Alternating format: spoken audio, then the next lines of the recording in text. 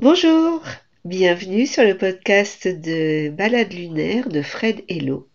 Alors, cette balade est un petit peu particulière à différents points de vue, mais finalement, nous trouvons qu'elle ressemble assez bien aux énergies en l'œuvre en ce moment. Nos emplois du temps ont été un petit peu bousculés et nous ont pas permis de vous parler de la nouvelle lune du 8 mai. Et en ce qui concerne la pleine lune, nos rendez-vous ont été un petit peu contrariés. Mais puisque les énergies nous demandent de nous adapter, eh bien, nous nous adaptons. Frédéric a enregistré sa partie et je vais lui répondre, je lui réponds donc dans une deuxième partie. J'espère que ça vous conviendra.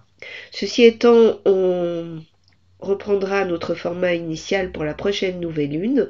Enfin, je crois, sauf si les énergies nous demandent de nous adapter et de faire encore autre chose.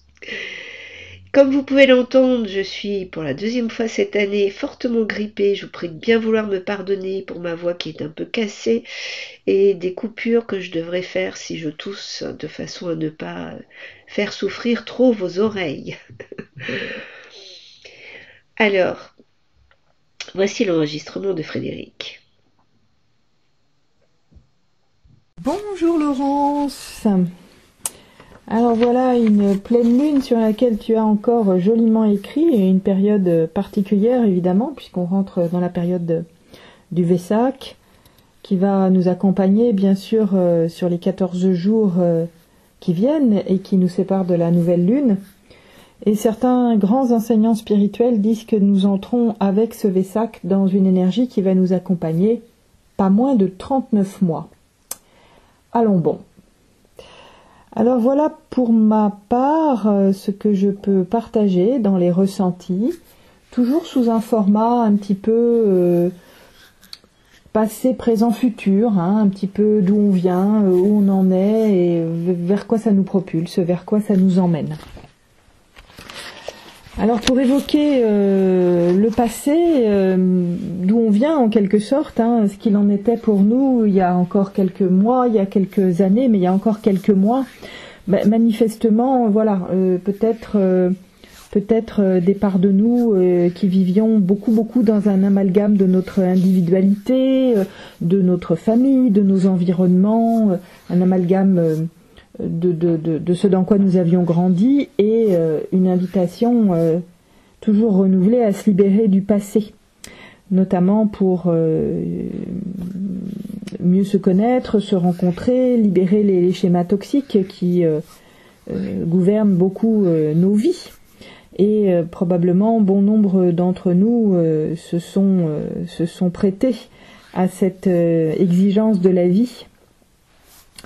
On souligne peut-être aussi à quel point il était nécessaire de reconnaître nos erreurs, à quel point il était nécessaire de faire remonter des dysfonctionnements, des profils dysfonctionnels, des disharmonies, pour que tout cela soit transmuté, et à quel point ça a demandé pour beaucoup d'entre nous énormément d'engagement intérieur, de persévérance. Et on pourrait presque dire que c'est une période où on est passé par une période de désintoxication en quelque sorte, avec comme souvent du chaos. Le chaos précède l'harmonie, comme on dit. Peut-être qu'on vient de traverser plus ou moins consciemment, on vient d'entrer dans une période de deuil. Enfin, on était entré dans une période de deuil. On était entré dans une période qui nous demandait justement de commencer à faire des deuils. Et à bien des égards, ces deuils, on a été obligé de les faire. Alors il y avait du chaos, il y avait tout ce bouleversement, et en même temps, probablement derrière ça, c'était promesse de retrouver une certaine force, une certaine puissance intérieure. En tout cas, j'en comprends que les mois, peut-être les années qui viennent de s'écouler, nous ont demandé de nous libérer du passé, et notamment pour qu'on soit un tout petit peu mieux, un tout petit peu plus aligné énergétiquement. Probablement, et là ce n'est pas mon domaine d'expertise, mais probablement ça a beaucoup travaillé sur la qualité de notre sang. la qualité du carburant qui nous parcourt, si je puis dire, de manière à ce qu'on se renforce, de manière aussi à ce que on aille d'une manière ou d'une autre à travers nos propres, en rencontrant nos propres fragilités, de manière à ce que on transforme cette énergie en nous, ce carburant en nous, de manière à ce qu'on aille davantage vers une vitalité plus solide, une circulation de l'énergie de vie qui nous soutienne vraiment.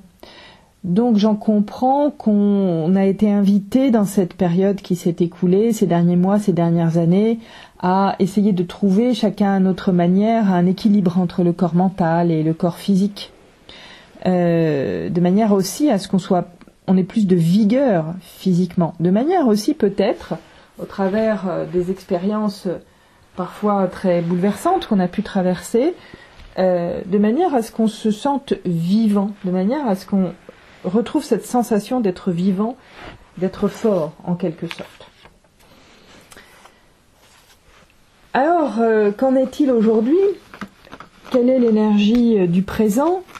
Deux informations émergent, en tout cas selon mon propre ressenti. Une information déjà qui nous parle de ce qui se passe probablement au niveau de notre plexus solaire, des grands mouvements dans le plexus solaire qui vont amener chacun, alors pour certains d'ailleurs, davantage à rencontrer une sorte de vide émotionnel, de vide énergétique dans le plexus solaire et qui vont peut-être les pousser à les découvrir qui ils sont. Pour d'autres, faire le constat que peut-être ils sont ou ont été très influençables. J'ai l'impression que il y a des choses qui veulent être vues vraiment.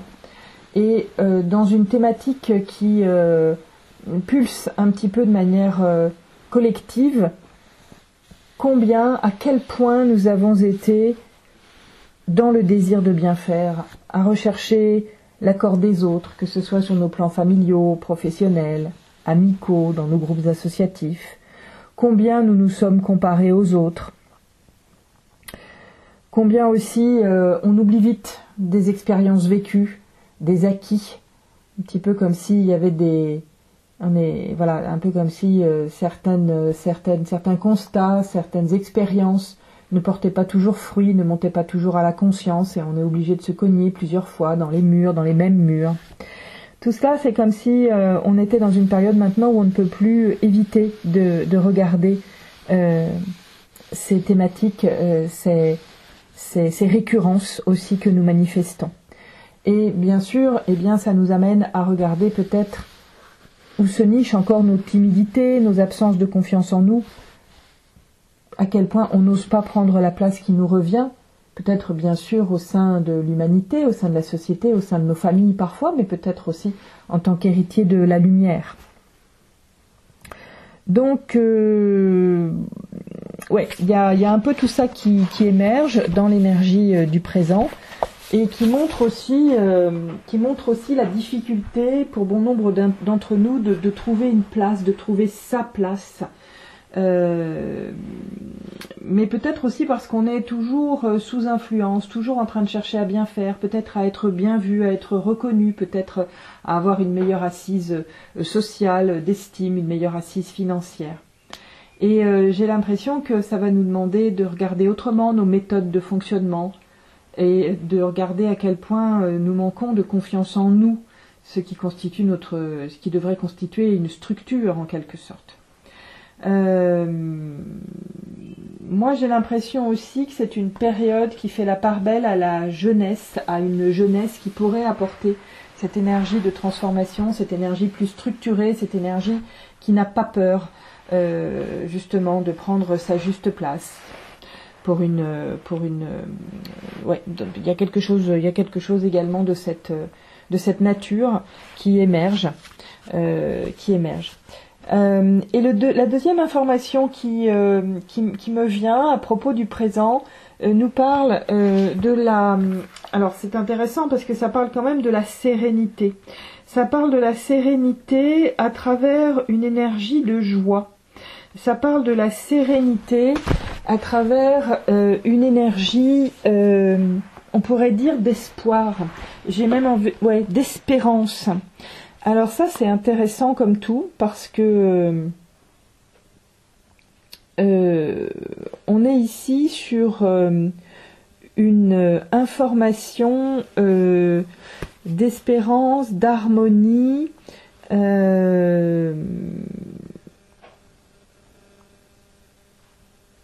Je cherche l'expression la plus juste, de capacité à vivre en communauté même, de capacité à vivre en communauté. Donc on a quand même une information dans l'énergie du présent qui émerge, qui parle de l'harmonie, qui vise à la joie, au bonheur des hommes, et qui parle de s'intégrer dans un ensemble humain, pour trouver justement sa place. Alors, ça revient un petit... Enfin, il y a une double notion de trouver sa place. C'est une énergie qui parle beaucoup d'enracinement, de rapport à la terre, de prise de terre, et qui évoque une possible installation, si je puis dire, de joie, de plaisir, notamment parce qu'on décide de trouver sa juste place. Ça ramène de la gaieté, ça peut ramener de la douceur aussi dans les relations interpersonnelles. En tout cas, une énergie qui concentre des forces rassemblées au sein de ce thème de la joie, de l'harmonie, du collaboratif, du communautaire. Alors derrière ça, on a probablement aussi, peut-être individuellement, peut-être au sein des couples, des familles, des groupes, comme une période de fin de solitude, comme une période de fin de tristesse, avec quelque chose qui se confirme, qui se renforce dans les liens, dans les attaches.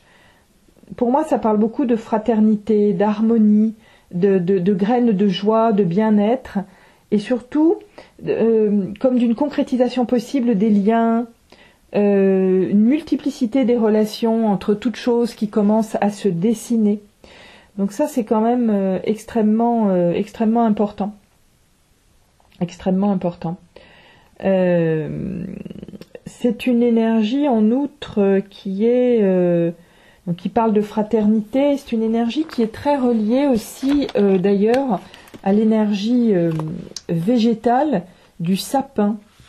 Ça, c'était quand même une surprise parce que l'énergie du sapin, effectivement, c'est symbole d'espoir, c'est symbole de protection. Mais aussi, il y a la notion d'autorité, il y a la notion de confiance, de faire une analyse, un bilan, quoi. Ouais, c'est vraiment une énergie. Alors c'est marrant, c'est une énergie de patriarche. C'est pas une énergie patriarcale, c'est une énergie de patriarche, de celui ou de l'énergie qui montre la voie, l'énergie qui prévient des dangers. Comme si on nous invitait à bien écouter les conseils qui nous sont prodigués, avec confiance, bien regarder les différents points des situations qui vont nous être amenées par la vie. Plus notre conscience s'affine, plus on scrute les situations qui nous sont amenées, plus on est en capacité en fait de traverser cette période qui s'en vient. Donc il y a quelque chose de cet ordre qui nous permet d'exprimer nos liens avec les sphères supérieures, qui nous permet d'aller vers une élévation tant morale, sociale que spirituelle en quelque sorte. Donc voilà pour cette énergie du présent. Alors ça nous amène vers quoi, où cela nous mène-t-il, en quelque sorte. Ici, on est encore sur une énergie quand même de fertilité, d'adaptabilité surtout, sur une énergie qui vise à nous permettre de dépasser la peur, de bien observer, de dépasser la peur. C'est une énergie aussi qui parle de renaissance, qui parle de sensibilité, d'être capable d'avoir de faire des choix rapidement en quelque sorte, mais pas de manière impulsive, pas de manière imprudente, pas de manière agitée comme on pouvait le faire jadis et encore maintenant, dans une certaine forme d'anxiété, d'imprévisibilité. Non, là il y a vraiment quelque chose dans la tendresse de soi, dans la tendresse pour la vie, qui sait quand même être alerte, adaptable, compassionnel, qui sait coordonner ses différents projets et de manière à croître en harmonie, en humilité, en intuition. Donc, où cela nous emmène, ce que j'en comprends, c'est qu'il va s'agir de ne pas survoler les choses, de bien approfondir les situations dans lesquelles on va se trouver, aussi bien individuellement que collectivement, creuser, si je puis dire, creuser pour vraiment déceler les informations qui vont nous être nécessaires, qui vont nous être précieuses. Et à partir de ces informations, on peut avoir, on sera équipé en quelque sorte pour avoir des bonnes réactions au bon moment, nourrir des qualités en fait qui nous permettront de dépasser les ennuis. Les ennuis. C'est une période en fait où on se base sur notre intuition, ce que l'on sait, ce que l'on apprend, ce que l'on observe pour aller plus loin et pour se laisser guider également. On a aussi une information qui nous dit que c'est pas le moment de papillonner, justement, d'être agité, d'être éparpillé, dispersé. C'est le moment justement de mener les choses à terme, de ne pas trop passer des choses d'une chose à une autre. Vraiment mener les choses à terme. Donc ici, j'ai l'impression que ça va nous demander dans les semaines, les mois qui viennent, donc moi je parle ici surtout pour les 15 jours qui viennent, de bien regarder ce qui se passe autour de nous pour pouvoir réagir justement rapidement. Alors parfois réagir rapidement à ce qui pourrait nous poser préjudice, mais aussi réagir rapidement à ce qui pourrait finalement se révéler des possibilités pour nous. Donc en gros, observons bien. Ne passons pas à côté de quelque chose qui serait sous notre nez, en quelque sorte. Il y a quelque chose qui commence à se dessiner en lien avec la peur, la peur qui entrave, se rendre compte que on est capable d'avancer, un petit peu comme le lapin d'ailleurs, on est capable d'avancer par petits bonds, on n'est pas obligé de foncer directement là où on croit que c'est bon pour nous, on peut faire les choses par petites étapes réalisables, on peut faire les choses en gardant de la joie, de l'humour, un côté un peu joueur, de manière justement pas à pas, étape par étape, à cheminer, à progresser. C'est comme si on commençait à être vraiment très équipé pour se sortir de certaines difficultés, trouver les passages adéquats pour nous, être astucieux, ne pas trop en faire, mais se sentir prêt à agir et à réagir et à bouger quand ça devient nécessaire. Donc on a cette information qui quand même nous propulse dans les semaines et dans les mois qui viennent vers plus de fertilité, vers plus d'intuition, et peut-être aussi regarder et pour certains corriger, transmuter nos côtés action-réaction, qui est quand même une thématique assez propre à l'humanité. Donc voilà un petit peu vers quoi ça nous propulse et voilà un peu ce que j'ai pu ressentir de cette période-ci, avec enfin une information finale, un petit point d'orgue finalement qui continue, mais ça avait déjà été le cas la fois dernière, à nous parler de la nouveauté. Il y a quand même une énergie de mue. Laisser entrer la nouveauté dans nos vies pour accepter l'évolution de notre âme. Donc vraiment, c'est une invitation à bien vérifier régulièrement si on laisse entrer si on laisse tant entrer que cela la nouveauté dans nos vies. Est-ce qu'on prend vraiment le temps de remplacer ce qui ne nous convient pas? Est-ce qu'on est vraiment en accord profondément avec le fait de changer les choses, de les faire évoluer? Et puis si on est encore effrayé par le changement, qu'est-ce qu'on peut faire pour avoir moins peur, parce on continue à avoir cette énergie de mue qui nous demande de laisser derrière nous les parts qui nous freinent, qui nous demandent de continuer à nous intérioriser suffisamment pour prendre vraiment conscience de nos désirs, et bien sûr régulièrement, et notamment dans les périodes de nouvelle lune, ça nous demande des temps de repli sur nous pour nous rendre compte de ce qu'on veut vraiment, des graines qu'on veut vraiment planter. Mais la période, selon moi, est vraiment maintenant très propice pour désormais voir nos souhaits comme des possibilités et commencer à créer ces possibilités, effectivement. Donc plus on va instaurer de la nouveauté dans les domaines qui ne nous correspondent plus, moins on va en avoir peur, plus on est au bon endroit de cette énergie de 2024, en finir avec la peur du changement, en finir avec la peur du manque, accepter de regarder de l'avant et seulement de l'avant pour ne plus se laisser freiner par le passé, décider qu'à partir de cette année, chaque année nouvelle est une aventure en soi.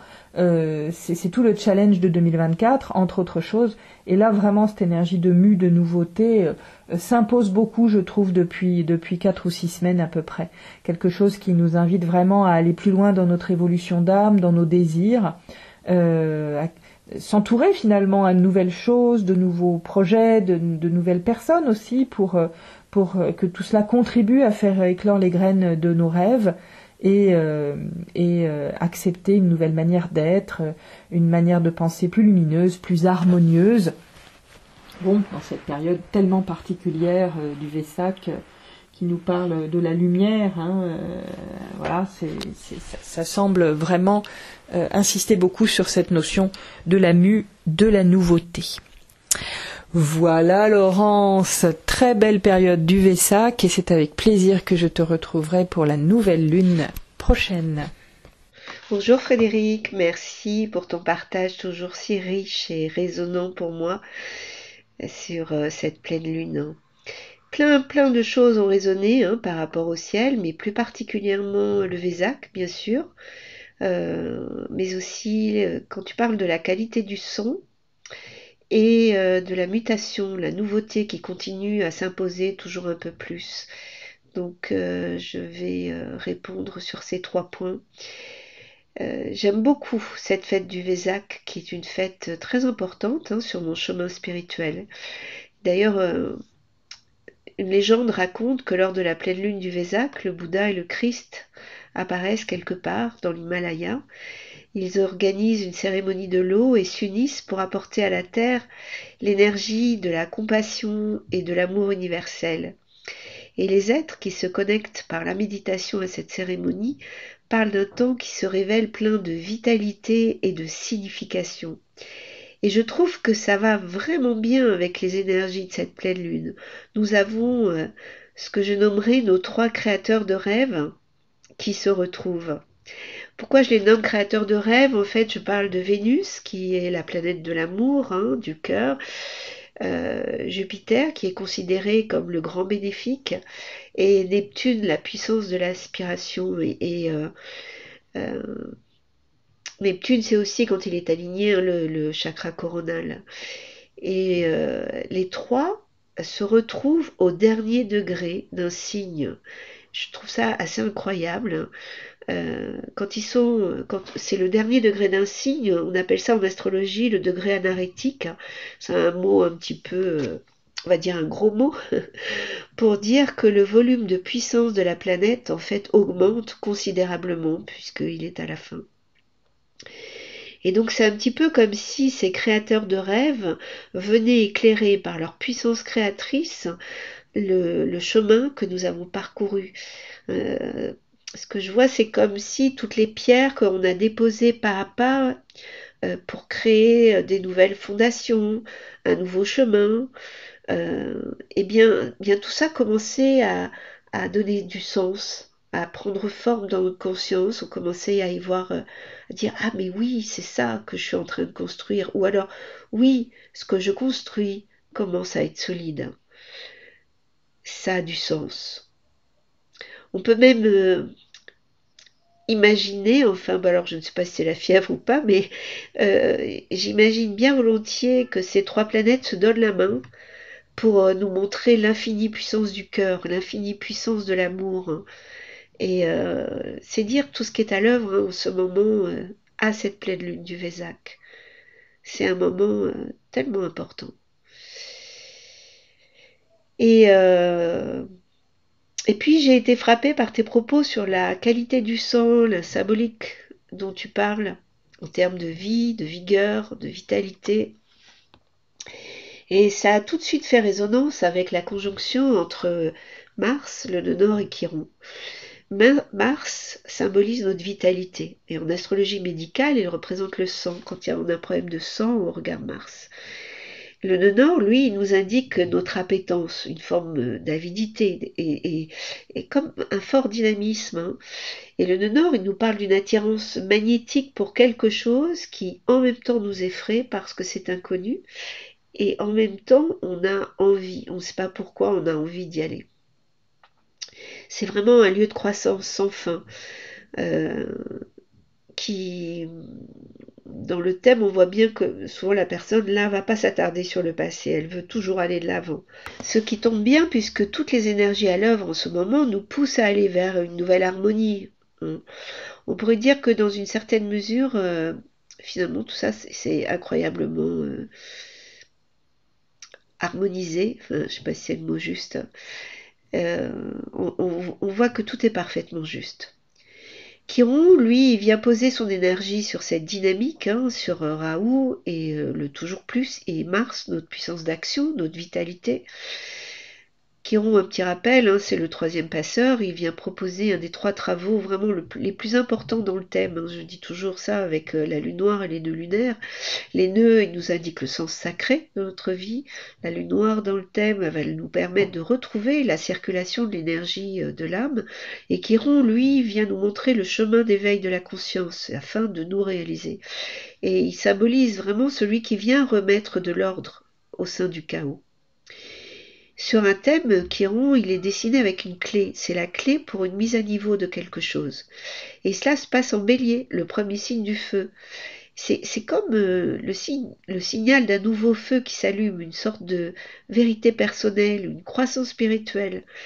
J'ai envie de dire, chaque signe de feu est connecté à l'éveil spirituel, au feu de la vie, à la compréhension de ce qui nous motive et nous inspire. Chiron, là, avec le nœud nord, il vient nous proposer ici vraiment de faire face à nos problèmes et de nous dire c'est une autre vie, nous pouvons prendre en main la situation, faire face, transformer les blocages en moteur hein, pour accomplir ce qu'on souhaite vraiment. Il y a comme quelque chose qui peut vraiment se déverrouiller dans notre conscience, hein, c'est une très belle opportunité. Et puis je voulais te dire aussi, je te retrouve aussi totalement quand tu parles de retrouver cet équilibre entre le corps mental et le corps physique. C'est tellement l'énergie de Chiron qui est mise au premier plan ici. Lors de la dernière éclipse là, du 8 avril, Chiron était conjoint à cette éclipse hein, au nœud nord. Et on sait en astrologie que le déclenchement des énergies d'une éclipse, elle peut se faire quand Mars passe sur son degré. C'est un peu le moment de la mise à feu. Et ça m'a un peu interpellée d'ailleurs parce que les dernières éclipses, elles sont passées au-dessus des États-Unis, ce qui indique toujours qu'il y aura quand même des événements importants. Et là, on voit que plusieurs tornades ont eu lieu, dont une plus marquante que les autres, au moment où Mars était sur le degré de l'éclipse. C'était assez récent, il y a quelques jours. Donc pour nous, il ne s'agit évidemment pas d'une tornade climatique, mais peut-être d'un déclenchement de ce qu'on veut manifester dans ce qu'on souhaite pour notre nouvelle vie. Et pourquoi pas une belle tornade blanche, hein. Tout est possible. Chiron, c'est le centaure, à la fois mi-homme, mi-cheval, qui nous rappelle hein, que le chemin, c'est de retrouver les clés de l'éveil. Donc, de la justesse, de l'équilibre entre toutes les parties de nous. Le corps physique et le corps mental, autrement dit. Il s'agit vraiment là de retrouver notre unité. Et puis, je voulais dire aussi, je suis vraiment pleinement en accord sur cette nouveauté dont tu parles, qui n'en finit pas d'émerger, cette nouvelle énergie. Et je pense qu'elle n'en finit pas parce qu'elle est majeure et qu'il nous faut du temps pour l'intégrer. Cette nouveauté, elle se fait vraiment à tous les niveaux. C'est important d'en respecter les étapes. Et je dirais qu'il faudrait prendre conscience de ne pas trop résister euh, à toute cette demande d'adaptation, cette nouvelle vision, nouvelle action, tout ce qui est un peu, toute cette nouveauté, hein, tout simplement. Parce que si on résiste trop, je pense que les choses vont devenir bien plus compliquées. Et l'adaptation est le maître mot. Et puis bon, dans le ciel, on le voit vraiment bien, hein, on est au début d'un tout nouveau cycle où on va quitter les énergies majeures, enfin les planètes transsaturniennes qui étaient dans des éléments de terre et d'eau, qui sont tout en sentiments, en sensations, pour aller dans des énergies d'air et de feu qui nous parlent beaucoup plus de communauté, dans le sens de faire du lien par l'intellect, par l'action, par le mouvement, l'enthousiasme, la joie. Euh, on est exactement à la transition. Pluton vient d'entrer en signe d'air, hein, en Verseau. Jupiter, lui, il rentre dans quelques jours après la pleine lune dans le signe du Gémeaux. Il va préparer le terrain pour les autres, si j'ose dire. Uranus, lui, va entrer en Gémeaux en avril 2026. Et Saturne et Neptune vont faire une entrée quelque peu fracassante, je pense, parce qu'ils vont entrer ensemble à 0 degré du signe du Bélier, donc dans un signe de feu, en 2026. Et ce qui n'est pas rien, parce que ce sera un grand changement sociétal, surtout pour la Russie, parce que c'est un pays qui est très impacté par le cycle Saturne-Neptune. Donc toutes ces planètes qui changent fortement d'énergie, elles passent beaucoup plus en mode besoin de relations, besoin de contacts sociaux, d'échanges, d'envie d'agir, avec conscience si on peut, hein, bien sûr, ce serait formidable, et je nous le souhaite. Mais déjà, si nous avons confiance, si nous acceptons de nous laisser inspirer et que nous allons avec enthousiasme dans la vie pour réaliser des choses, je pense que nous serons portés. En tout cas, l'arrivée de Jupiter en Gémeaux, elle va nous apporter une plus grande forme d'adaptabilité.